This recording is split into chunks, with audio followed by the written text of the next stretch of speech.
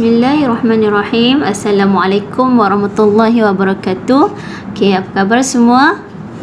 Okay, hari ni kita akan teruskan untuk pelajaran kita untuk subjek ibadah. Okay, untuk minggu lepas kita ada belajar berkenaan kepentingan kebersihan dalam kehidupan seharian. Okay, kita ada bincangkan tentang aktiviti kebersihan dalam kehidupan seharian kita. Macam gosok gigi, istinja, mandi dan berwuduk.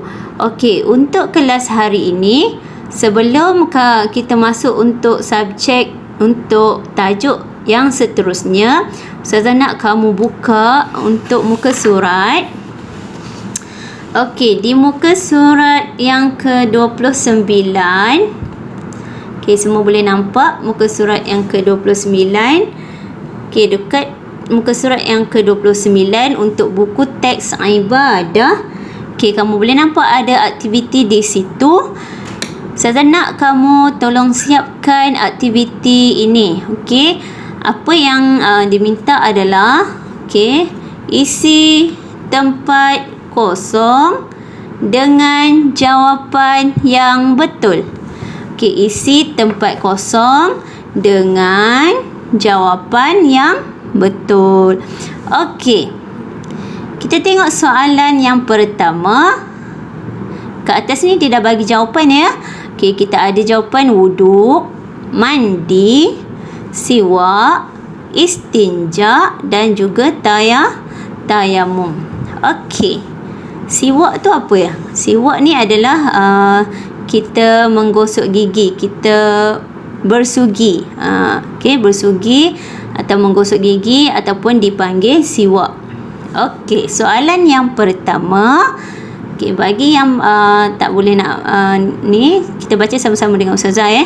Okey, soalan yang pertama, dia dah kosongkan tempat kat depan. Jadi kamu kena cari jawapan di atas untuk isi apa jawapan di sini. Dan seterusnya dia kata apa? Adalah meratakan air ke seluruh badan. Adalah apa? Adalah meratakan air ke seluruh badan. Apa meratakan air ke seluruh badan? Wuduk, mandi, siwak, istinja ataupun tayamum. Okey, kamu tulis jawapan kamu di sini.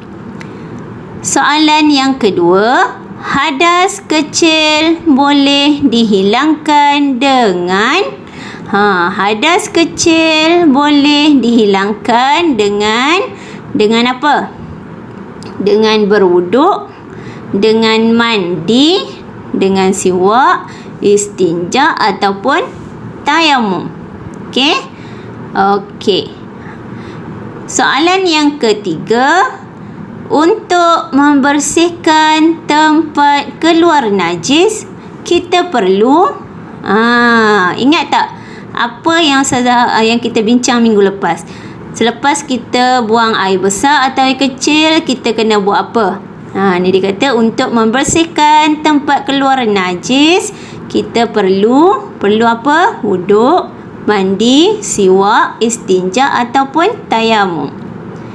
Soalan seterusnya yang terakhir, yang keempat, amalan apa dapat menyegarkan bau mulut?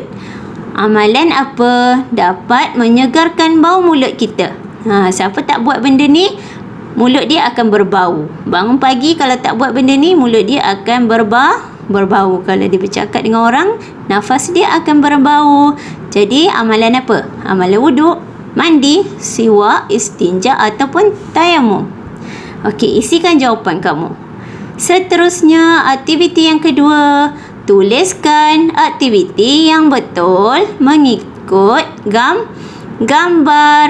Okey, gambar yang pertama dia buat apa? Mandi. Kamu hanya ikut sahaja dia punya titik ni. Mim nun man, dal yadi, mandi.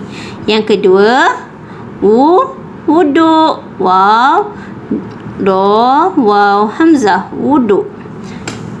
Yang ketiga, siwak. Tadi saya kata tadi apa? Siwak tu adalah amalan menggosok gigi ataupun bersugi. Siwak. Sin, waw, alif, kaf. Ikut sahaja. Dan yang terakhir adalah tayamum. Tayamum. Okey, siapkan aktiviti itu. Okey. Okey anak-anak, hari ni seterusnya kita akan belajar berkenaan toharah dan bahagian-bahagian air. Okey, tapi hari ni kita nak tengok apa itu toharah sahaja dulu. Okey, toharah, pengertian dan hukum toharah. Pengertian, apa maksud toharah? Apa maksud toharah? Okey, pengertian toharah. Kat sini ada dialog di antara Amir dan Ustaz. Okey, Amir tanya apa? Ustaz, apa pengertian toharah? Okey, apa maksud toharah ni? Amir tanya. Okey, Ustaz kata, pengertian toharah ialah membersihkan diri dari kotoran atau hadas. Membersihkan diri dari kotoran atau hadas. Okey, ini yang saya bulat ni adalah pengertian ataupun maksud toharah. Apa maksud toharah? Membersihkan diri dari kotoran atau hadas. Okey. Ustaz cakap lagi, dari segi syarak pula, dari segi syarak ya, pengertian toharah ialah membersihkan diri dari hadas. Dari segi syarak adalah membersihkan diri daripada hadas. Toharah membolehkan seseorang itu mengerjakan ibadah seperti solat dan tawaf. Kita nak solat kan, kita nak tawaf, kena bersih. Jadi toharah tu adalah membersihkan diri dari kotoran atau hadas supaya membolehkan kita ataupun seorang itu mengerjakan ibadah seperti solat dan tawaf. Okey, Amir tanya, bagaimana caranya Ustaz? Bagaimana cara nak toharah ni? Amir tanya. Okey, Ustaz kata, jom Ustaz tunjuk caranya. Okey, jom kita tengok cara-cara nak bertoharah. Okey, seterusnya muka surat 31 dia ada cara-cara toharah mengikut syarak.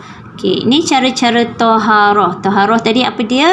Membersihkan diri kita dari kotoran atau hadas. Okey, ingat Okey, so ada 4 cara toharah dekat sini. Yang pertama, wuduk. Okey, kita mengambil wuduk atau air semayang. Yang pertama.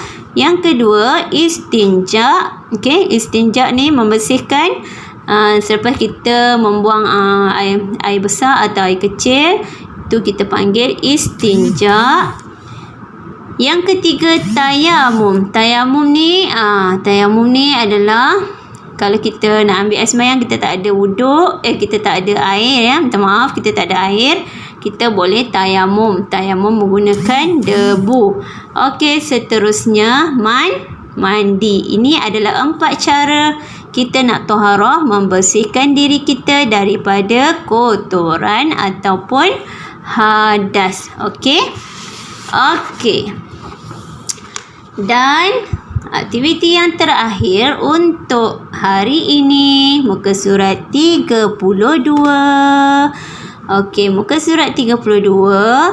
Apa yang perlu kamu buat adalah warnakan cara-cara toharah mengikut syarak. Okey, warnakan cara-cara toharah mengikut syarak. Kita ada berapa tadi? Kita ada 4. Kita ada wuduk, istinja, tayamum dan mandi. Okey, wuduk ni kamu, yang tulisan di bawah ni kamu boleh ikut dia punya titik-titik dan warnakan gambar-gambar berikut. Okey, so itu saja kelas kita hari ini.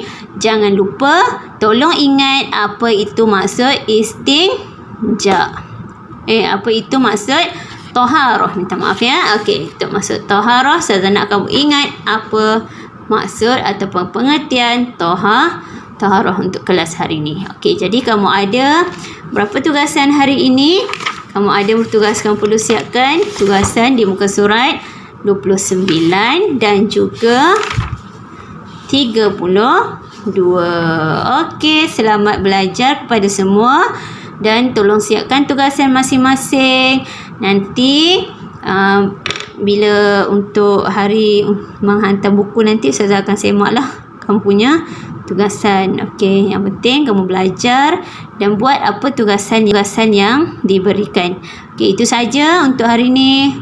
Assalamualaikum.